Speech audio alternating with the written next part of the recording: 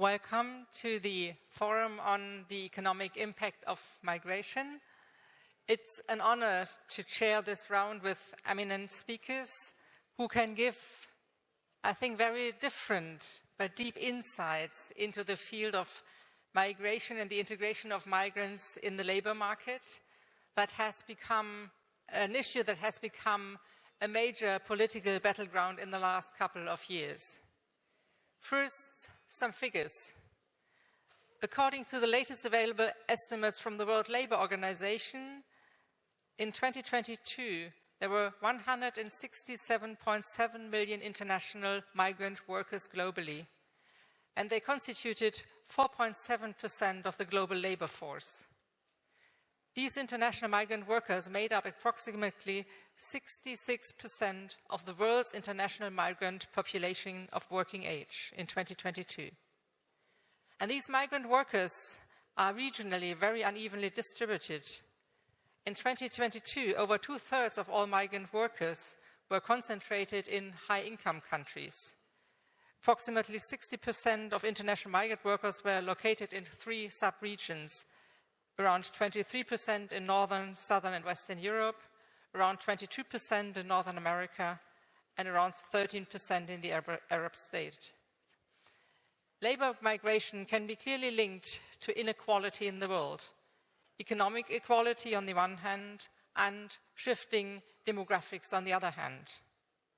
The aging societies of the high-income countries are dependent on an influx of skilled labor migrants. Recent reports and statistics show the imminent economic value of migration. For the US, an Economist report showed last year that 40% of the country's economic growth post-COVID was due to migrants' labor. And in Germany, in 2024, 40% of the non-German working force, equaling 2 million employees, are filling gaps in branches with a shortage of skilled labor. Data from the UK shows that immigrants that came to the UK since 2000 have contributed more than £20 billion to the public finances. There are more proofs of the economic benefit of migrations, but I will stop here and give the floor to our eminent speakers. We will start with Dr. Mandeep Rai. She's a distinguished expert on values, working with companies, institutions, and individuals worldwide. Mandeep Rai is the author of The Values Compass, what 101 countries teach us about purpose, life, and leadership. With extensive travel to over 150 countries, she has reported as a journalist for the BBC World Service, Reuters, and other major media outlets. Her career began in private banking at JP Morgan, followed by impactful roles at the United Nations, the European Commission, and various grassroots NGOs. She later established the UAE's first media venture capital fund. So, Mandeep, the floor is yours. Welcome.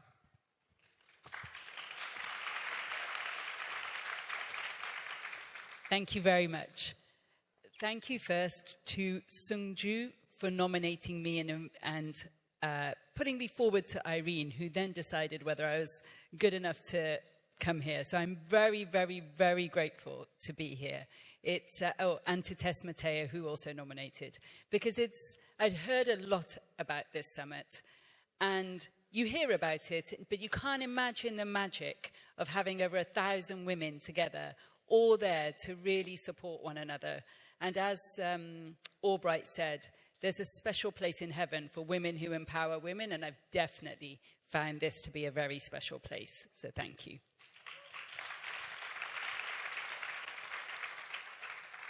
Now, I just wanted to ask you to stand if you have ever lived in a country that you weren't born in. So if you've ever migrated somewhere for some period.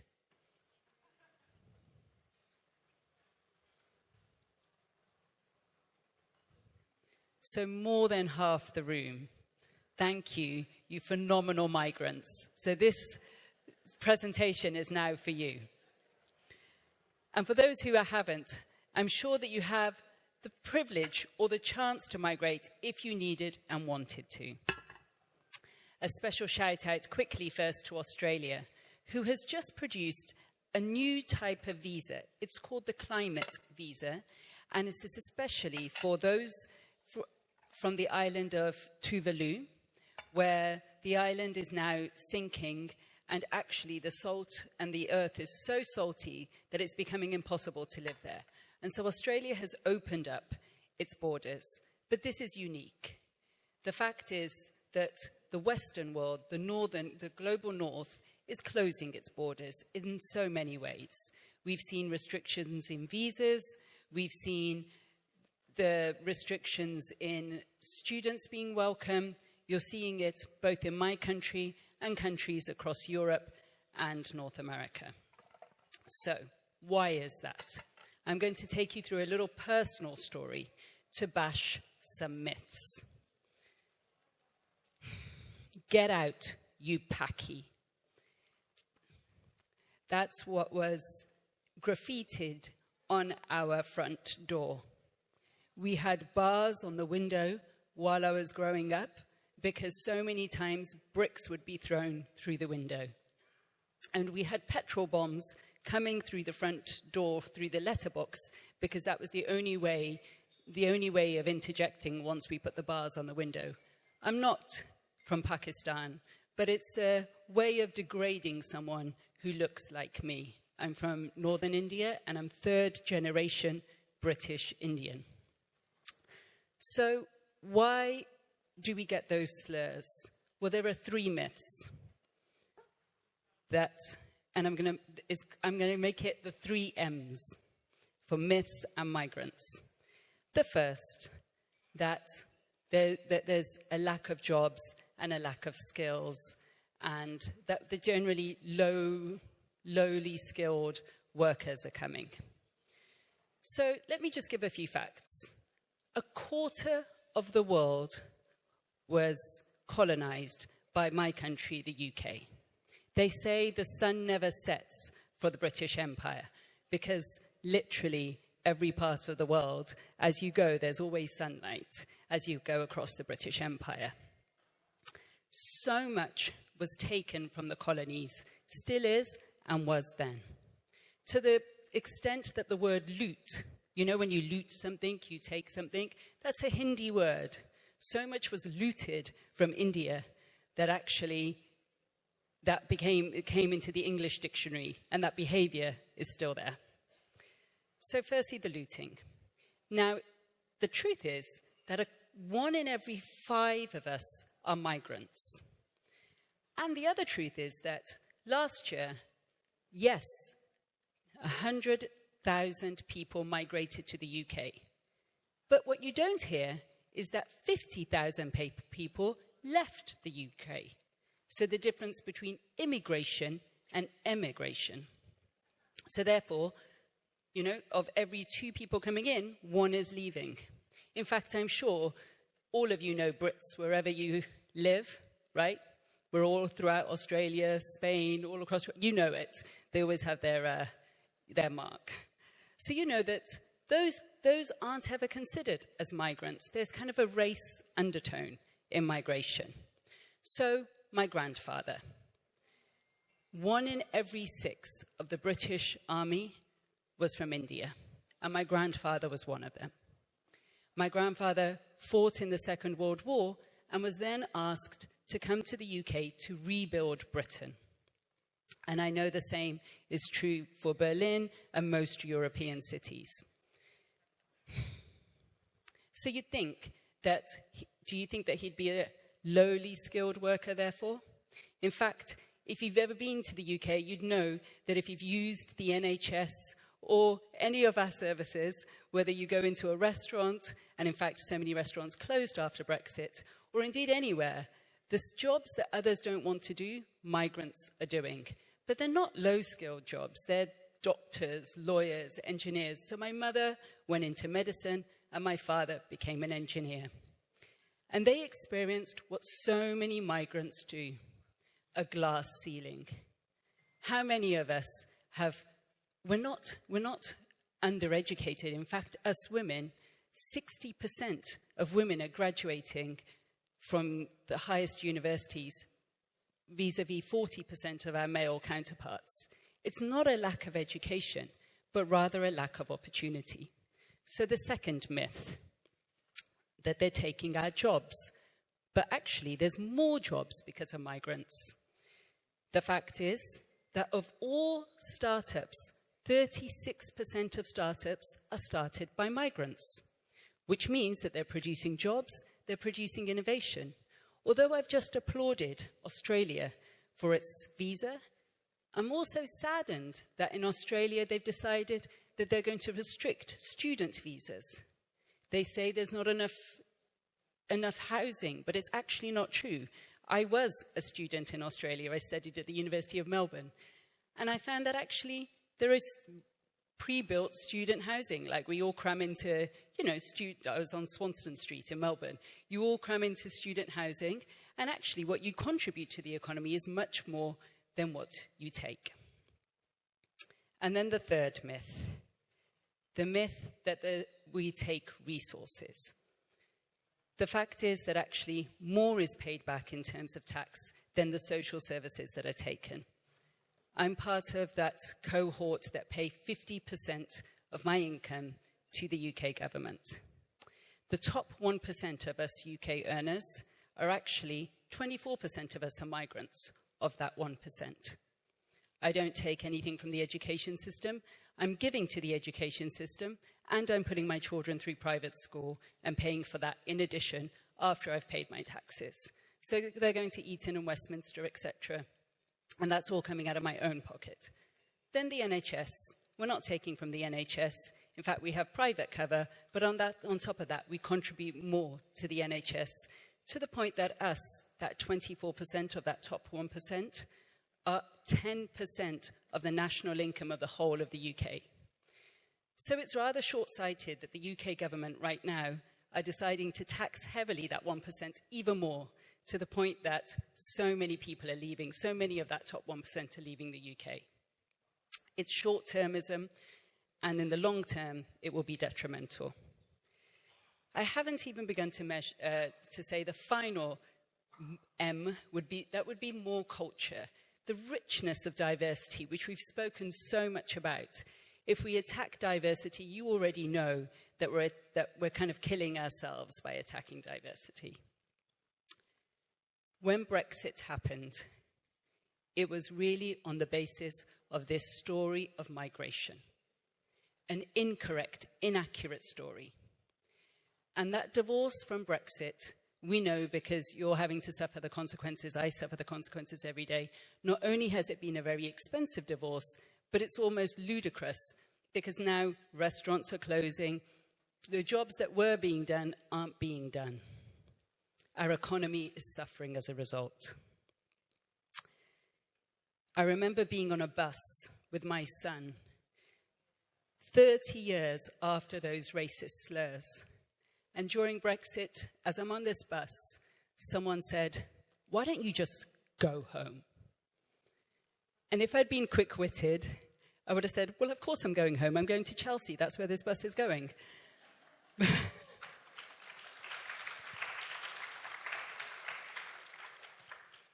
But instead, I just wanted to cover my son's ears.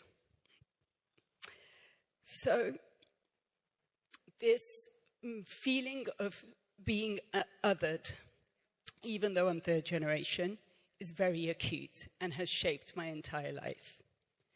I studied population and development, which is international development, which is why you're hearing these facts at the LSE.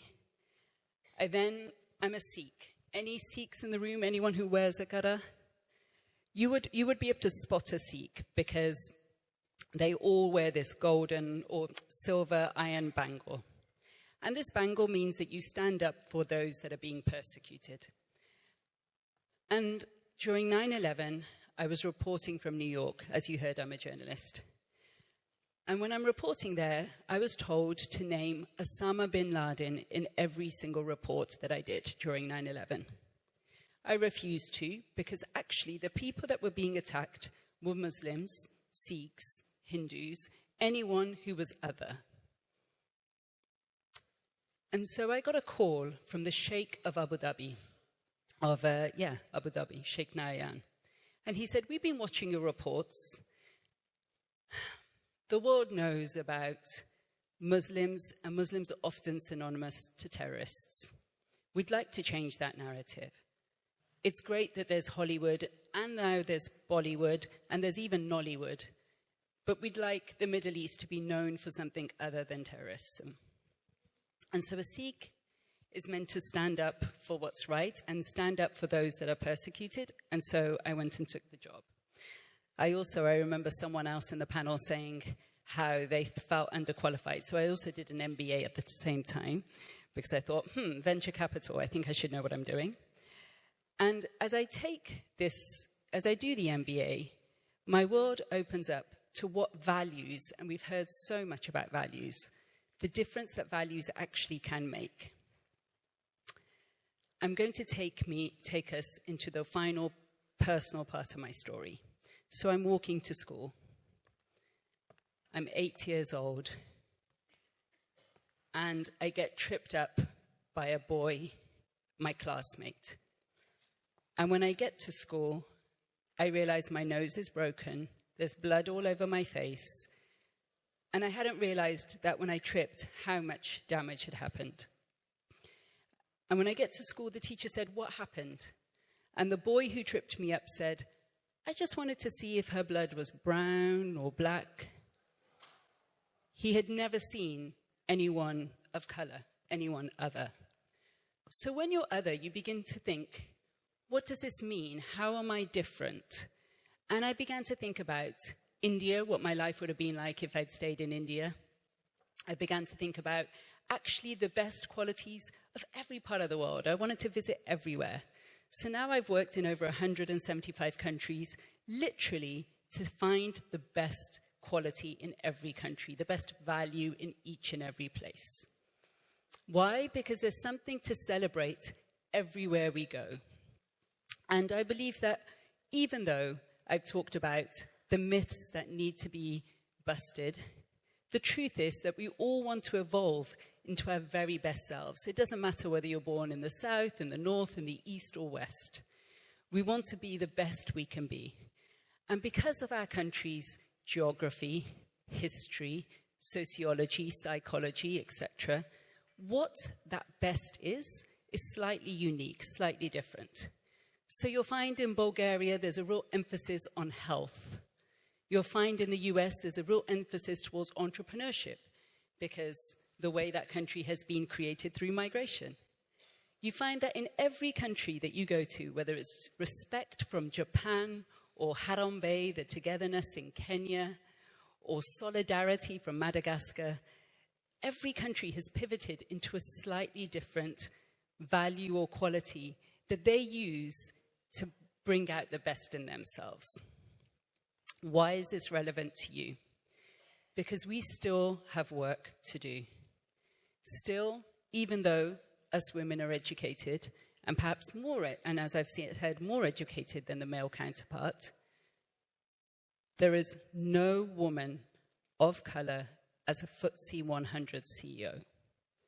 There are more people called John as CEOs than women of color.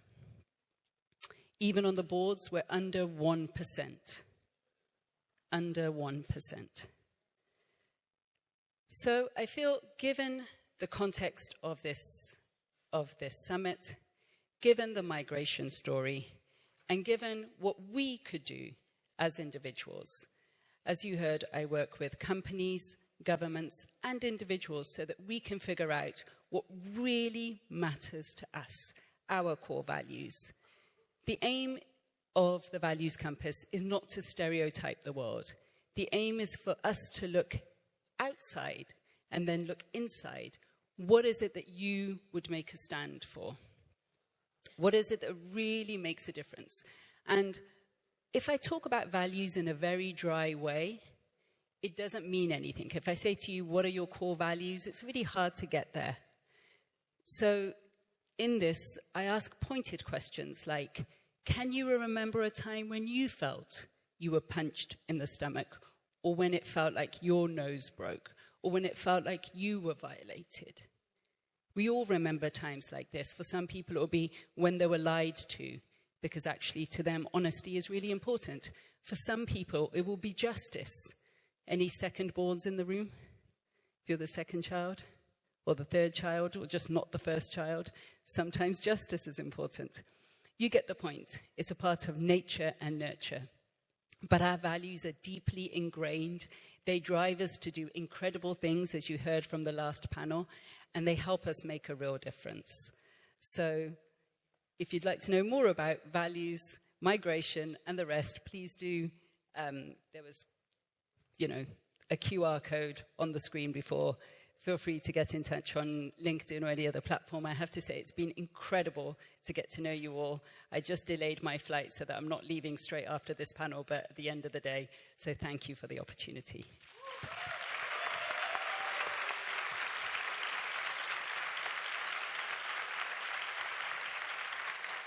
Thank you, Mandeep. Thank you for sharing your very personal experiences with us.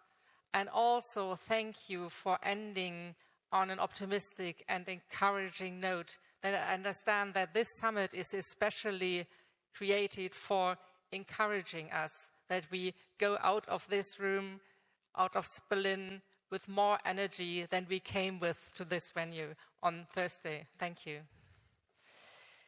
So, the next speaker is Clara Gautreau. She was the founder of the European Mediterranean Association, EMA, and was its Secretary General until December 2024. EMA is an association of the German business community that promotes socially and ecologically sustainable structures and perspectives in Europe, the Mediterranean and Middle East region. It supports corporate social responsibility, promotion of women in business and society, and economic development cooperation. She's currently the founding managing director of Ovio GmbH. Under her leadership, Ovio is implementing customized training and qualification programs tailored to the specific needs of regional companies.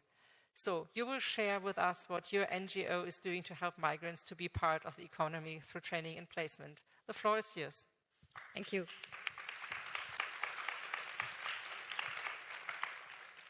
Good morning, everyone.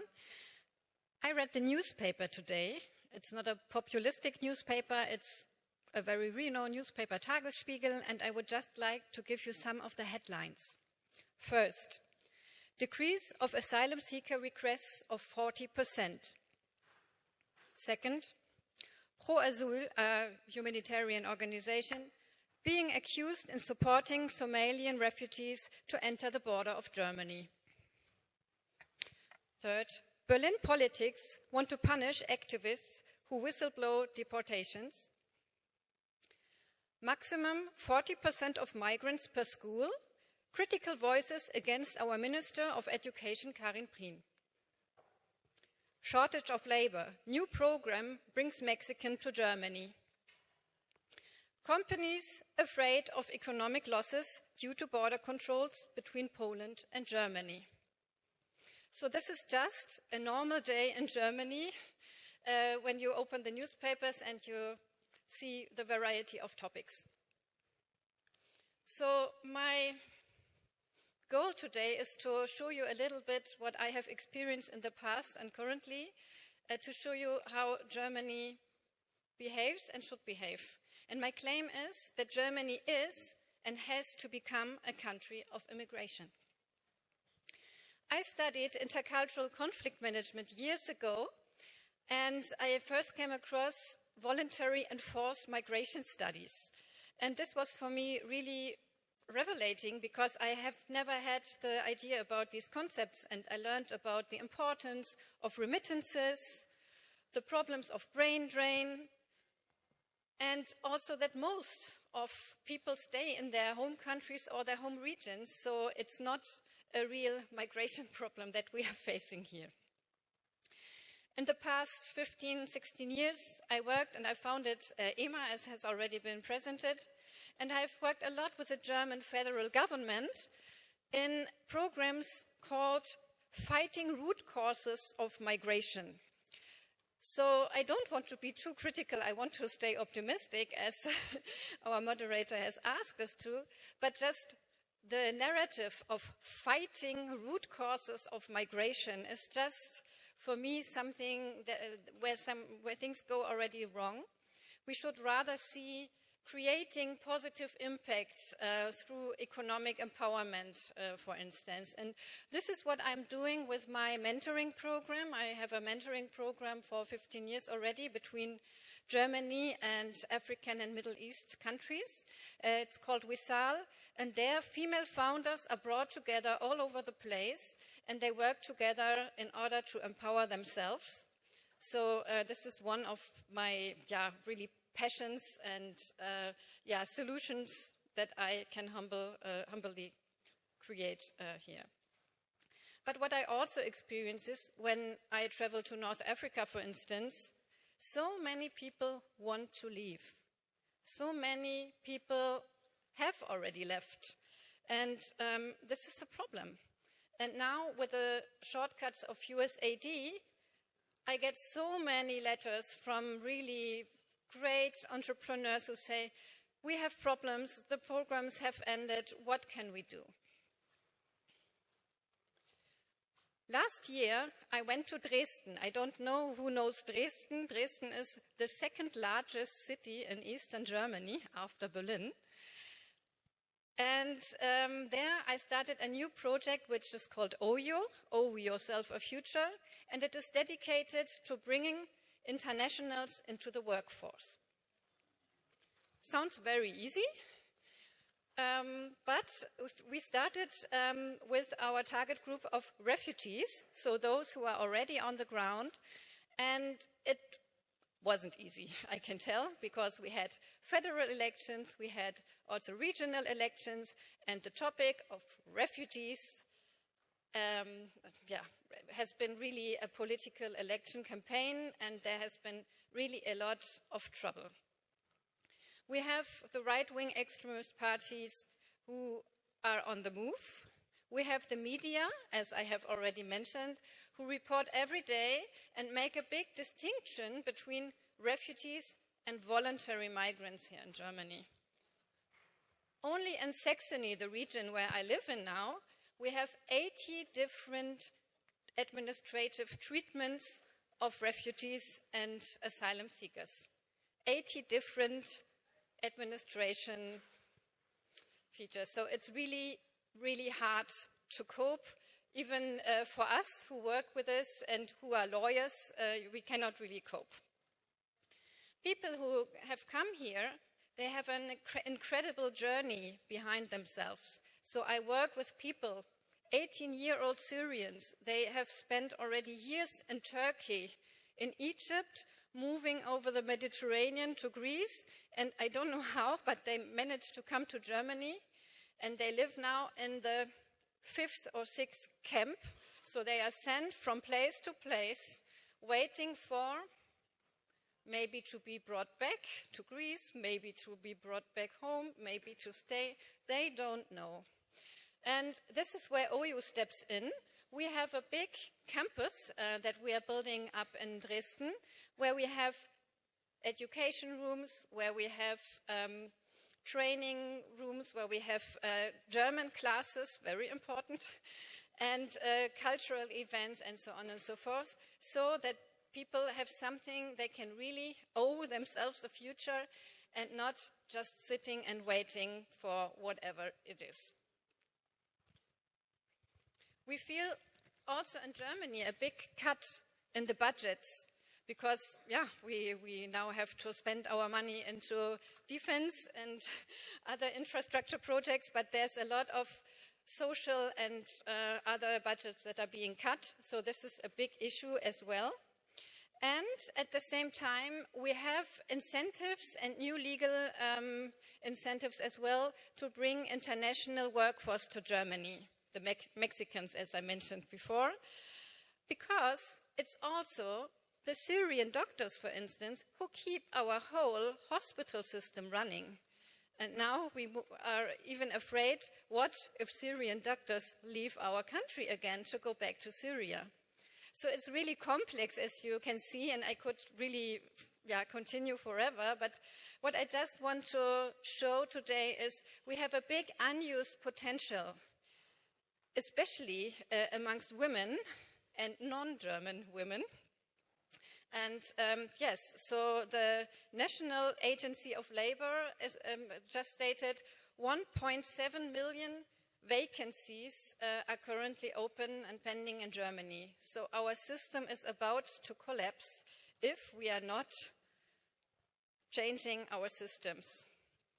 In the 70s, Germany for the first time invited Turkish, Italian, and other so-called guest workers.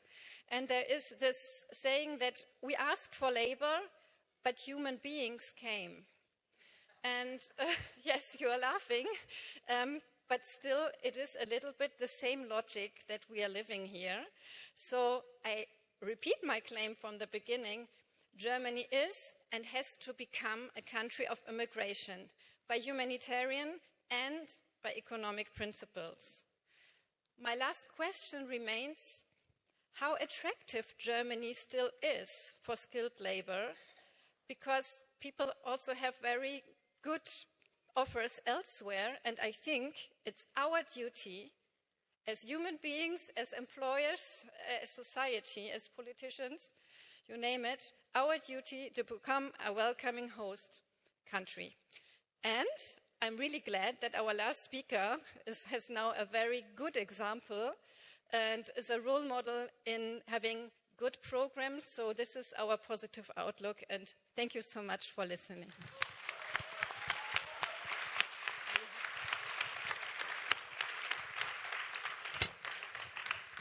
Thank you, Clara. Thank you very much for shedding light on the very contradictory policy in Germany towards immigration.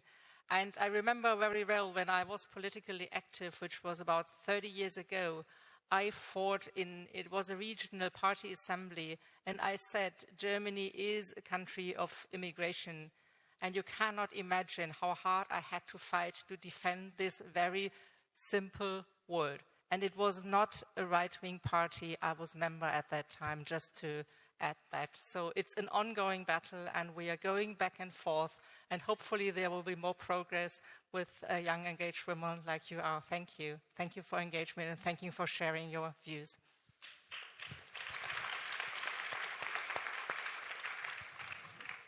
So, our third speaker, Lilian Ng. Is it Ng or Ung? Ung. Weng. Weng. Okay, sorry. It's a very Germanized version of my name. Lilian Weng has served as Executive Vice President for Employer Relations, Engagement, Compensation and Benefits at DHL since September 2020. She joined Deutsche Post DHL Group in 2007 after starting her career at PricewaterhouseCoopers in Brazil. In addition to her current role, she has held the post of Senior Vice President for Compensation and Benefits, Performance and Feedback, Vice President Compensation and Mobility, Vice President Corporate Executives and Associate Partner at DHL Consulting. Thank you, Lilian Weng, for being here. The floor is yours. Hello, everyone. So I'm going to take it from a completely different angle, the topic of migration. We tend to look at the topic as a topic of problems, and I'm going to try to show you how actually DHL, a German company, migration is actually the solution for some of the most critical topics that we have as a major corporation today in Germany. We are present in 220 countries and territories, so it's not only a German problem for us. I have brought some case studies for you on how it looks in other countries. And I'm hoping that exactly like you said, Julie, I can give a positive twist, because I think from the corporate environment, we'll see that there's a quite different view than what we see today in the political environment with a lot of right-wing coming up. So I do have some slides. As a typical corporate, I did bring slides to give you some of the details there. Oops. And I hope, does this work here? Yeah, perfect. And I hope to not bore you too much to death. So I really like what we as a company, DHL, I don't think I have to explain what we do. We transport for you. parcels back and forth, or sometimes I saw that there were lots of government officials, probably a lot of your government pouches, they're running through our sort of diplomatic pouches. But we are a company of transportation, and I like to think of us, though, as a company which really is connecting people and improving lives. We don't only transport goods in countries like Germany. We do transport goods in controversial countries, such as we were in Afghanistan present, we are present still in Myanmar, in other countries where many companies decide to leave the country. And that's something that I think for us, ultimately, at the end of the day, it's all about connecting the people, irrespective of what's going on with the political environment. And on the topic of migration, we see it exactly the same way. So this is just a snapshot, and do not worry, I'm not going to bore you to death with Strategy 2030 of DHL Group, but I circled in red on the corner there a core element that we've written into the strategy, because it is a topic that if we don't tackle, we will struggle over the next few years as a company. And that's the topic of evolving workforce. When we talk about evolving workforce, we're not only talking about, let's say, aging population, the war for talent, but we're also talking about the different supply and demand streams that we see on workforce in the different regions where we operate. And the reason that I'll be able to explain to you how for DHL migration is actually a solution for the future and the existence of our company going forward is precisely because the workforce is changing so much over the next expected decade. So let's look a little bit for you to understand what I'm talking about in terms of workforce. We are a company of 600,000 people. We are a people-heavy business. We are present in 220 countries and territories. So we are not only present, let's say, in recognized countries and territories, but also non-recognized countries and territories. And we really deliver everywhere. Our biggest workforce is definitely in Europe, where we have, for example, in Germany, 220,000 employees, because in Germany we do own the German postal services. So all the mailmen you see running around in the cities, they are DHL employees. But you see that we have a heavy presence in Europe, but we're present in Africa and Americas and also Asia Pacific. In terms of the women in the workforce, I'd like to say our statistic is better, but we are at 33.6%. Having said that, maybe a key caveat there, we do have a very heavy physical workforce that comes in, and so many times we tend to not be the most attractive employer for the female population. I am happy to say that on the leadership level, though, it nevertheless is a significant part of our leadership team, and therefore it's a company that I definitely call my home. And why do I call it my home? Myself, I am a migrant. I came to Germany around about 17 years ago. My family, though, is originally Taiwanese. I was born and brought up in Brazil, so that means I was a migrant in Brazil when I grew up. We moved to the US. I was a migrant to the US. And then finally we came to Germany, or I came to Germany. My family spread still all over the world. So kind of a little bit of a heavy migration story all over the place. And that's why when I did choose an employer, that was a critical element of my choice. In terms of how migration plays a role for us as DHL, when we pulled the data in order for me to prepare for today, I can say that around about 90,000 employees that we have today actually have a citizenship that is different than the country where they're currently employed. So that means we do assume those are migrant employees. Having said that, we do believe the number is widely higher than that. And why is that? Many of the migrants actually nationalize and when they have the opportunity to gain the local passport. So we do believe that we employ more than 90,000 migrants currently in our workforce. But the picture is not a homogeneous picture. What you'll see is that you'll have Germany with a workforce of 220,000 folks that have come from 179 different countries. But you'll see then another example, which is in Qatar. We have 100% of our workforce in our Qatari operations coming from other countries. And the middle picture is Singapore, where we have around about 44% of the folks working for us in Singapore coming from different countries. And I did have to include my home country. I call Brazil my home country because that's where I went for most of my schooling in, where we do have a vastly Brazilian population that works in our workforce. So what I try to show you here is although we're present everywhere, what this picture should have, these statistics should have shown you is that the issues that we face in each country are quite different because each country has really different challenges. And that's an appeal that I'm going to make later on because I saw that there are lots of government officials here. We need local solutions as a company in order to be able to bring the workforce. I know that we worry a lot in governments about what is the migrant population going to do in the country. We can employ them. We can ensure that they're economic actors in the countries, but we need to be able to give them visas for that. And that would be something that for us is extremely important as DHL. So, to show you a little bit of our challenges, I brought one first challenge, which is that we're facing today, which is the labor development, and specifically, you know, the very low supply of labor in general. I know politicians and the media, many times we talk about the war for talent. I want to emphasize that we don't only have an issue with a highly educated population workforce where we need to bring in white collars into the workforce.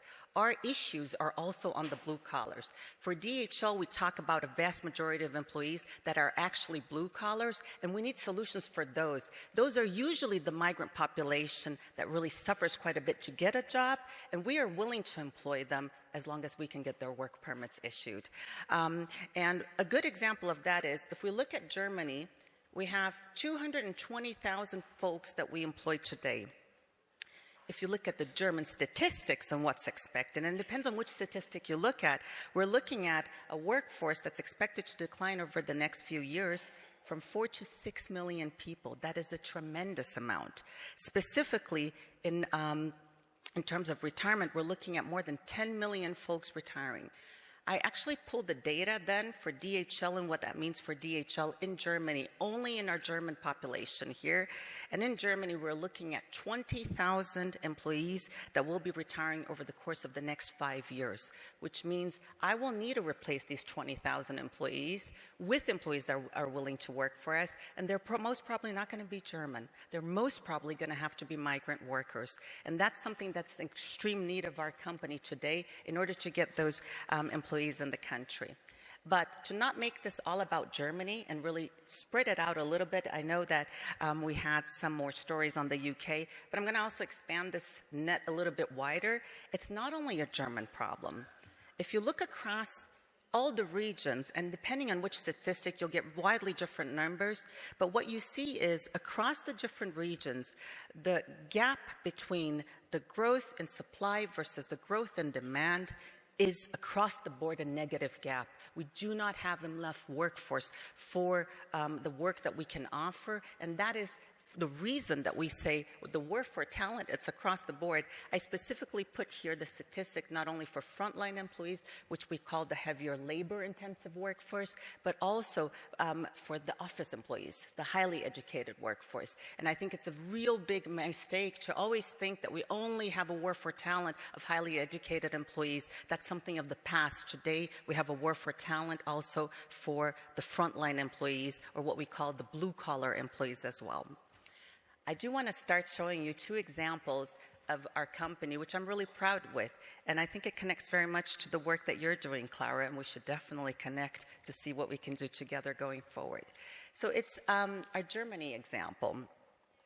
So in Germany, we have a peak season. So if any of you follow Christmas practices, you're probably sending parcels or ordering things online, and that means that our peak season is pretty much December and January. It picks up again with the Chinese New Year, so we love these, let's say, holidays where people love giving each other gifts because that's when we're making money off you. But in peak season, we talk about roundabout 10,000 additional staff that we need to bring into the workforce in order to operate in Germany. That means just to get the gifts out to everyone over Christmas, we need to hire 10,000 people. That is impossible in the German workforce. We actually actively go out into neighboring countries in order to import for this peak season 10,000 employees. And we usually are looking around Spain, Poland, Uzbekistan, and we're really looking all around to find those employees that can help us get through the peak season. But the problem is not only around, let's talk about peak season, but also our long-term needs. I just showed you how the German population is reducing in size and also retiring over the next few years. So we do have a long-term need to fill in the pipeline. And the second example here is that we do today hire more than 50%, around about 50% of our new hires are actually migrant workforce workers. And I'm really proud to say that we have the biggest refugee program. So we do have in Germany today 30,000 refugees that have been hired by DHL. Our refugees, I also try to find out, which refugees did we really bring in? And you see the different political crises in the numbers, actually. So we have, from these 30,000 refugees that we employ in Germany, around about 42% of those refugees are from Syria, 29% from Afghanistan. We did bring a huge workforce during the Afghan, exit, and so they came to work for us. And today, of course, now 24% coming from the Ukraine. It is a challenge, though, in the current political environment and the current societal environment with the fear of migrants, to integrate them. And we've had to go to extreme lengths in order to ensure that these migrants feel like they belong, that they're included, and that they're accepted in the workforce. And our issue is not only, let's say, something that comes from the goodness of our hearts, but the issue is really that if we don't manage to make those migrants feel welcomed, they will leave us, because we know that there are other companies and other countries that will definitely hire them. And so what we've done is gone to extreme lengths to actually try to integrate them. And that's been, let's say, I think our recipe for success in terms of how, these migrants can actually work in Germany for us. So what we did is, some examples of it is, language is definitely an issue. I have to say, myself not being German, that was definitely my biggest challenge in the beginning. And after doing a lot of German classes, I don't know if I told you, Julia, but I actually studied at Humboldt University and did my master's degree there. And I went through a lot of the German classes at university, I have to say. I have to say that language is a critical building block for integration of our migrant population. And we have had many courses that we actually signed our foreign employees for, but we've actually found the solution in actually developing with the government, with the German government, an in-house app for language learning of our employees so that they're actually able to interact more with the other workers in our warehouses. But the second element, and I think this was a critical one, we do operate in Germany in what we call the extreme right centers. So we are very heavily present in Eastern Europe. One of our biggest warehouses is actually in the middle of Eastern Germany. And so that tends to be a more difficult environment to integrate, because there's more fear of what's going to happen to the local population. And so what we did launch is a volunteer program where our employees could volunteer to help each of those migrant employees that we hire to integrate into the workforce. There's a strong interest in there, because they all are very happy that we're getting people in the warehouse so that the workload can reduce. And so we've had quite a few of these employees, and we're talking about thousands of employees in Germany that have volunteered to, let's say, be the buddy of each migrant worker that we have in order to help that person actually integrate.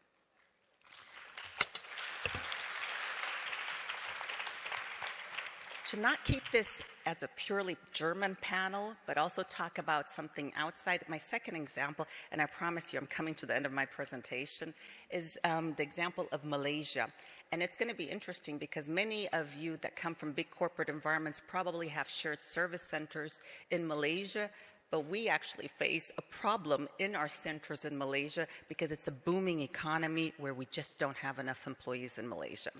So in Malaysia, we have what is called a strong growth market for us, where we want to be able to actually supply the needs of our customers, but we just don't have enough people locally present in order to be able to do what we're trying to sell. And so we are actually the first logistics company that reached an agreement with the Malaysian government. So this was something that was quite extraordinary locally, in order to bring into Malaysia Nepalese, Bangladeshi, and Indians into the workforce, into the logistics industry. And this is something that is quite extraordinary if you think about it, because Malaysia is a market where typically European or Western companies will outsource a lot of the work to, but now they're already facing an extreme shortage of workforce, especially for the operational environment. And so we reached an agreement with the government, and with that, we have actually gone heavily into India, Bangladesh, and Nepal, and we have been hiring directly in there. And there, what we do is actually quite different. So in Germany, we hire here in Germany, and once our employees come into the workforce, we do the work of trying to integrate them. The trick here, and a really extraordinary example, is that if this is an agreement where you reach with the local government, you can actually start your integration efforts before they arrive, so that they don't have a first terrible experience when they arrive at the country. And that's exactly what we did with those 3 countries. And what we did was we started pre-departure orientation programs. So I've been told to shorten my presentation. I'm going to get it done quickly. So what we did was we started in advance in Nepal, in Bangladesh, and India to train them on everything they would expect in Malaysia, so that by the time they came into Malaysia, they were actually quite more used to what to expect, and it made things much easier in terms of how to integrate. So I'll leave you with what we've learned as DHL, what's the success factor for actually positive migration, and how we believe that it is the solution to the future of most industries, especially the industries where you need a very heavy workforce in order to be able to succeed. On the one hand, there are internal factors. How do you onboard and integrate once they're in your workforce?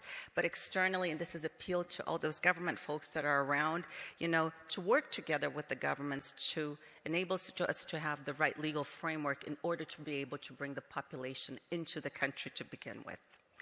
And with that, my final words, and this is what, if you want to take anything away with you, is, we do believe that as DHL, we do believe that diversity is critical for the company to thrive, and business growth is only possible through migration. And the only way for us to solve the migration topic, and not problem, I say specifically, is if we do find local solutions with local governments in order to be able to accelerate the process, because I do believe that that's the solution to quite a lot of growth, not only for the business, but economically speaking. Thank you very much.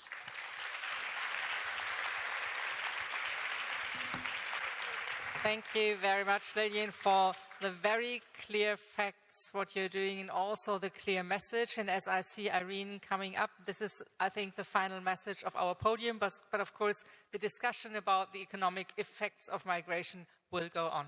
Thank you.